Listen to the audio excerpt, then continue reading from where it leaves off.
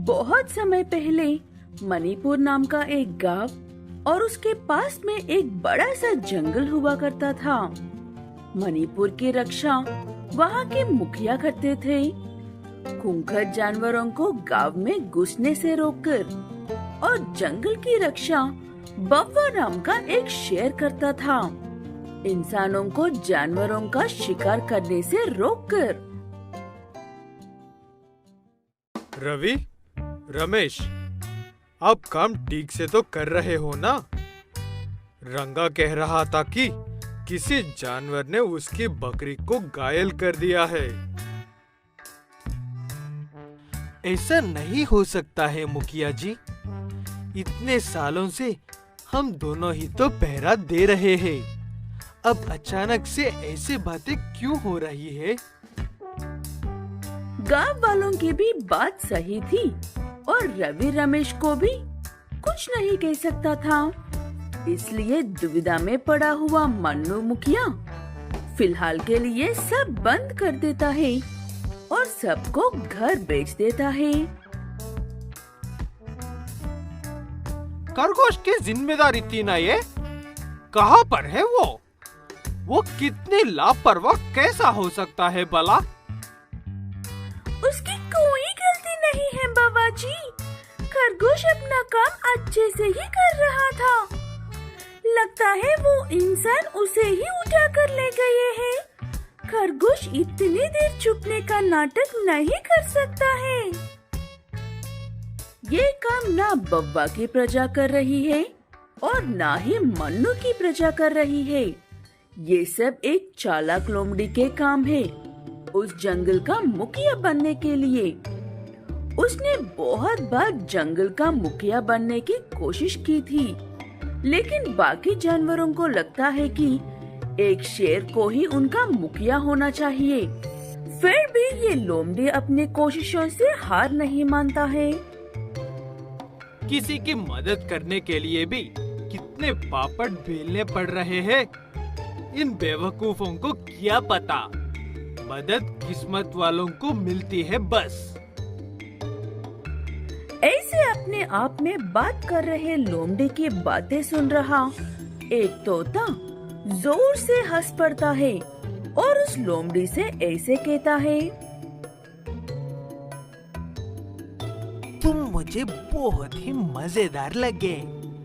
तुम मेरा एक काम करोगे तो मुझे यकीन हो जाएगा कि तुम्हारी बातों में सच्चाई है। बताओ, करोगे मेरा काम? सबकी मदद करने वाली लोमड़े। जोशीला लोमड़ी झट से तोते की बात मान लेता है और आराम से पेड़ के नीचे बैठे हुए तोते के लिए एक फल तोड़कर देता है। लोमड़ी बिना मुंह से पकड़े और बिना एक खरोच के। वो देखकर तोता बहुत खुश होता है। अरे वाह लोमड़ी भाई, तुमने तो मेरा दिल ही जीत लिया है आज। बताओ, क्या चाहिए तुम्हें?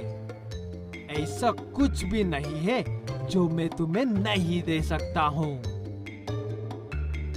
मुझे बस एक शेर बना दो, उसके बाद मुझे पता है उस जंगल का मुखिया कैसे बनना है।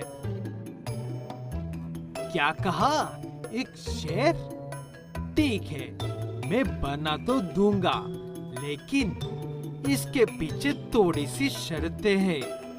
उन पर ध्यान दोगे तो कोई दिक्कत नहीं होगी। लोमड़ी पूरी बात सुने बिना हाँ कर देता है। वैसे वो शरारतें ये थी कि लोमड़ी को झूठ नहीं बोलना है। अगर ऐसा किया तो उसका रूप फिर से बदल जाएगा और हर झूठ पर वो बदलता ही रहेगा।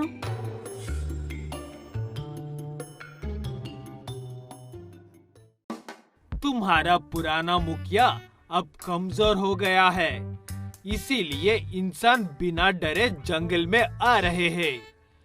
मैं ताकतवर हूँ और अपनी तरफ से तुम्हारा रक्षा करने की पूरी कोशिश करूँगा। सबको उसका भाषण बहुत पसंद आता है, लेकिन बव्वा को यूं ही सरदार की जगह से नहीं हटा सकते थे। इसलिए वोटिंग करके लोमड़ी को ही जीतता देते हैं। सरदार बनते ही लोमड़ी मांसाहारी और शाकाहारियों को अलग कर देता है। दिन में शाकाहारियों से मिलता है और रात में मांसाहारियों से। उन शाकाहारियों से बात करने में वो मजा नहीं है, हम बायों से करने में है। मुझे पता है तुम्हारा भी खून कुलाता है, शिकार करने का मन करता, लेकिन बवा की वजह से शांत रहना पड़ता है। ऐसे वो लोमड़ी सबके दिमाग में कचरा भरकर जंगल में शिकार करने पर बात बिगड़ सकती है कहकर गांव में जाकर शिकार करने को कहता है। ठीक है कहकर कुछ जानवर जाकर गांव में अच्छा शिकार करके आते हैं। अब क्या कहोगे रवि और रमेश?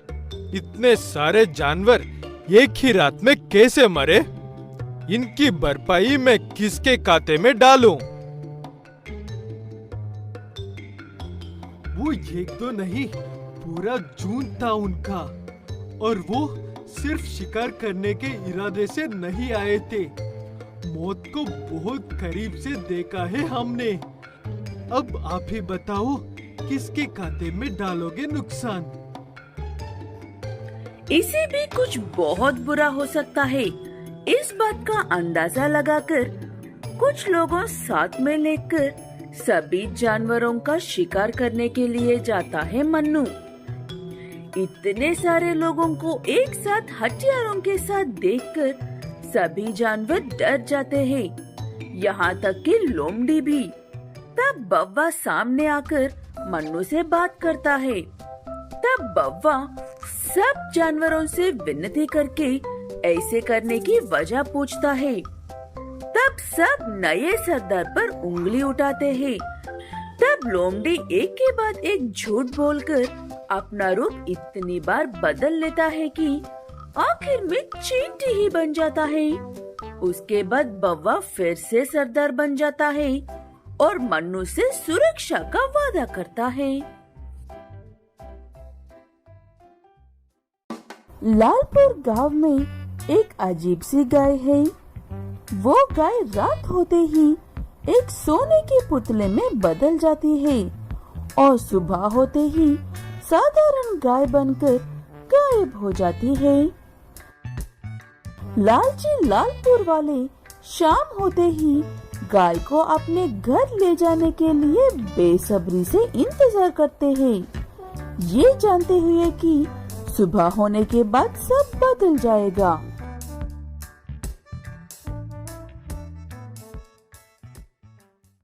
आप अभी तक बाहर क्या कर रहे हो जी?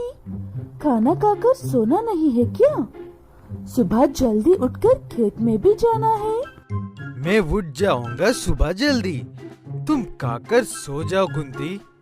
मुझे कुछ काम पूरा करना है, वो करके आ जाऊंगा। ऐसे कहते हुए कलवा उस मूर्ति बनी हुई सोने की गाय को गांव भर में तलाश कर ढूंढ लेता है और अपने घर लेकर जाता है। कलवा उस सोने की गाय का इतनी रात में कुछ भी नहीं कर सकता था, फिर भी उसे देखकर सोचने लगता है उससे कैसे फायदा उठाए कहकर। इतनी रात को कोई खरीदार नहीं मिलेगा और सुबह तक ये नहीं रहेगी। अब मैं क्या करूं? इसे ऐसे ही जाने दे तो? इसे ऐसे ही जाने तो नहीं दे सकता हूँ। ऐसे कहते हुए कलवा उस गाय को सुबह होने तक देखते हुए बैठता है। ऐसे देखने की वजह से वो गाय अपना रूप ही नहीं बदलती है। वो देखकर कलवा की खुशी का ठिकाना नहीं था। कुंती, कुंती, यहाँ पर आओ, देखो क्या है मेरे पास। कुंती। कलवा अपनी पत्नी को बुलाने के लिए सिर्फ एक पल के लिए अपनी नजर गाय पर से हटाता है और वो गाय साधारण गाय बनकर वहाँ से चली भी जाती है। जब कुंती आती है वहाँ पर कलवा के अलावा और कोई नहीं होता है। क्या हुआ है जी? क्यों ऐसे चिल्ला रहे हो? और आपकी आंखों को क्या हुआ है? रात भर सोए नहीं थे क्या? वो सब छोड़ो कुंती, इसे देखो क्या चमत्कार हुआ है। कहाँ गई? अभी तो यहाँ पर ही थी। मेरी सोने की गाय की मूर्ति कहाँ गई है? ऐसे परेशान होकर उस गाय की मूर्ति को अपने घर के आसपास हर जगह ढूंढकर वापस आता है और बड़ा दुखी होते हुए अपनी पत्नी को सारी बात बताता है कलवा। उसकी बात सुनने के बाद कुंती के दिमाग में एक बात आती है, लेकिन वो ऐसा ही है कहकर पूरा भरोसा नहीं था।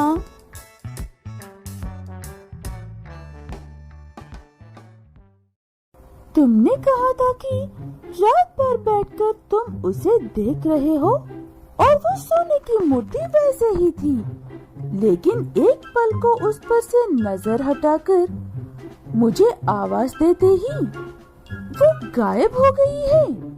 इसका मतलब उसे मूर्ति बनने के लिए और मूर्ति से गाय बनने के लिए सबकी नजरों से दूर रहना जरूरी है। इतनी समझदार पत्नी, मेरा तो जीवन ध्यान हो गया। अब देखना, मैं उसे इस बार बदलने ही नहीं दूंगा। ऐसे कहकर दिन भर सोकर रात होने का इंतजार करता है कलवा। उन दोनों पति पत्नी की बातें चुप कर सुनने वाला बाबू भी रात होने का इंतजार करता है और कलवा से पहले उस मूर्ति को उठाने की पूरी योजना बनाता है। वो मूर्ति सिर्फ मेरा है कालुआ भैया, हमारे बीच कोई नहीं आ सकता है। ऐसे बाबू उस गाय की सोने की मूर्ति को कलवा से पहले उठाने के लिए अपने साथ एक वैन को लेकर तैयार बैठता है।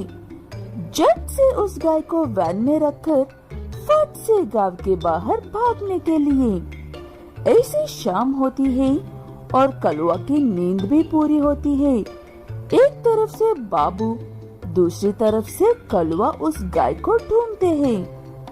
ये बाबू आज कुछ तो गड़बड़ करने वाला है, ऐसा लग रहा है मुझे। इसे ही करने देता हूँ सारी मेहनत।